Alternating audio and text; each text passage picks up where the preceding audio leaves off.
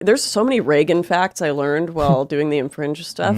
He was one of the first people to pass one of the mass gun control bill acts as governor in California. Yeah, Reagan was certainly far from perfect. Like, everyone praises him because of the way he stood up to communism, and I think that was great. I think that was great, and I will not take that from him. However, he was certainly not the best president America's had. He had a lot of great one-liners, though. I think that's what cements his legacy. Boomers loved him. He doubled the amount of federal employees, though, while standing against communism.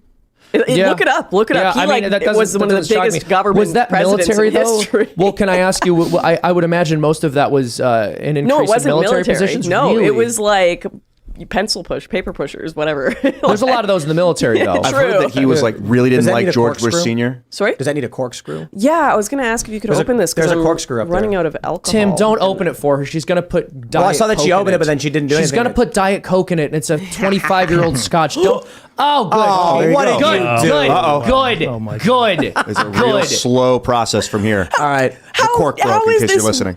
Like such an expensive booze, and it just breaks when I twist it slightly. Because people like you who don't know what they're doing are going to ruin it, and so they intentionally design it. It's like child-proofing, but for people who put Diet Coke in their alcohol.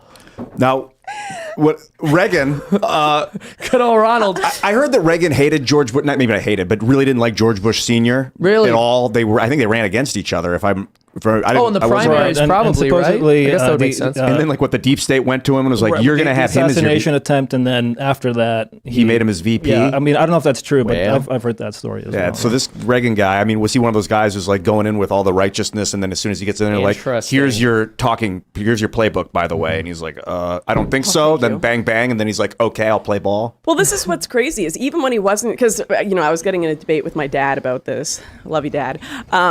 And we were talking about Reagan and gun control, and he's like, he was more Democrat early on. He probably changed his mind. And I'm like, yeah, he did a lot of good things in government. But actually, even when he was out of office, he wrote to lawmakers supporting the assault weapons ban that Biden passed, saying, I support this, put this through. Reagan? And that was after, 94. That was after he was out of office. All right, and this is what we have to remember. Firstly, Reagan said something. It's quite a famous quote, and this is something that many people who are considered centrist or 2010 era liberals say today. What Reagan said was, I am considered conservative just for holding to the liberal principles that I had 20 years ago, something along those lines. Reagan was not the far right conservative that the left made him out to be. And we should understand that. Gun but control, we should understand no fault divorce? Well, because look at it. I mean, everyone thinks Reagan was this far right conservative president. Okay, well, they call timpool far right today. Yeah, exactly, so of course, in the 80s, when they were calling Reagan far right, that didn't mean anything then either.